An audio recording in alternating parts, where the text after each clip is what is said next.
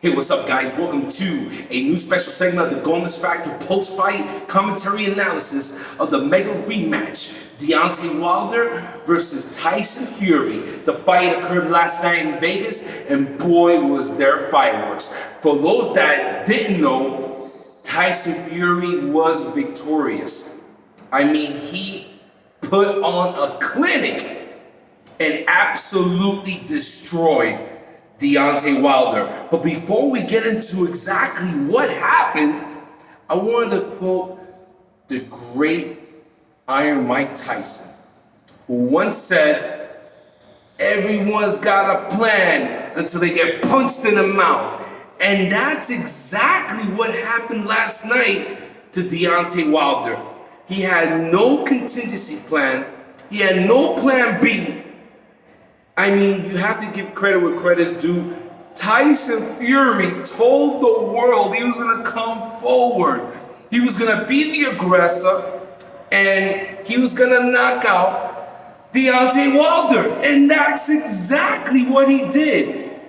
Deontay Wilder was flat-footed. You got to understand, Deontay Wilder is the type of fighter who's always coming forward.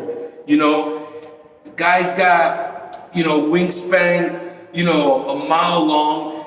He's got great athleticism. He's 6'7".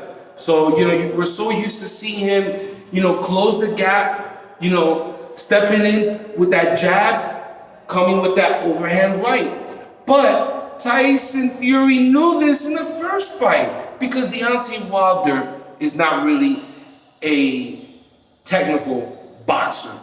I mean, he's got one thing you cannot teach, and that's TNT in that right hand. Deontay Wilder picked up boxing when he was 18, 19 years old. So he was still learning, in my opinion, he's still learning how to box. But he was exposed last night because what if that right hand wasn't there? What do you do now? So, as I said in the last video, Tyson Fury, in the first fight, outboxed Deontay Wilder. And I had Tyson Fury winning that fight, even after getting blasted and knocked down by those two right hands from Deontay Wilder. But it ended up in a controversial draw. And you have to give credit to Tyson Fury. He was the bigger man. He was the better boxer. He came forward. He exposed Deontay Wilder. Deontay Wilder kept on going back. He was stiff. He had no head movement, and he was flat-footed. And he basically did Tyson Fury a favor by just going back every time. He would come forward, throw that one, that jab, occasional right, and then go straight back. And he was basically setting himself for failure. Tyson Fury, on the contrary, looked very comfortable. He looked like Muhammad Ali. He was on his toes, he was dancing, he was doing a lot of feints.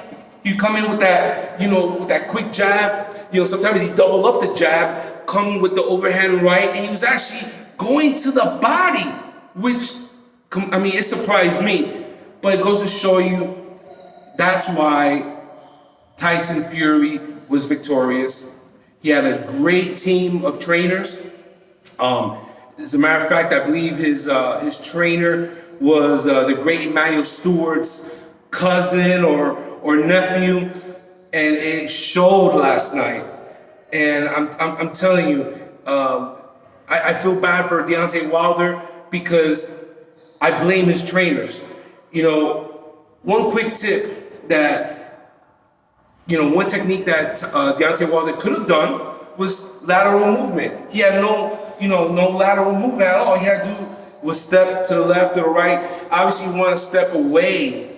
He should have used some lateral footwork, move away to his right, away from Tyson Fury's power side, his right hand.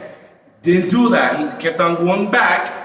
So what did that do for Tyson Fury? He would come forward, and you're looking at a 270-pound man who's 6'9".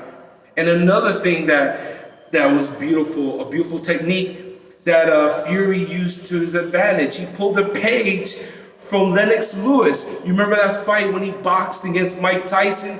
Every time he got in close, sometimes he clinched on Iron Mike, kind of like in a headlock, and then put all his weight.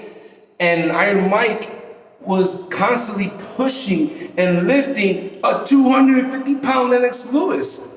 That takes a physical toll like you wouldn't believe, and that's exactly what Tyson Fury did. So what's next for Deontay Wilder? Well, in my opinion, he needs to get rid of all of his trainers. He needs to he needs to surround himself with some guys that know what the hell they're doing. He needs to work on his defense. They need to give him something else in his arsenal besides the right hand, you know? And he should be okay. He's a physical freak, and he'll be back. What about Tyson Fury? It's no big secret. We know it's coming, ladies and gentlemen. It's gonna be Anthony Joshua versus Tyson Fury. That is a fight I cannot wait to see.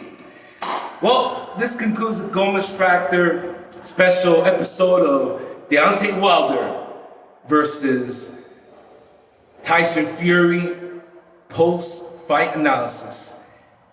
Subscribe. Don't forget to subscribe to the Gomez Factor channel and stay tuned for the next episode of the Gomez Factor.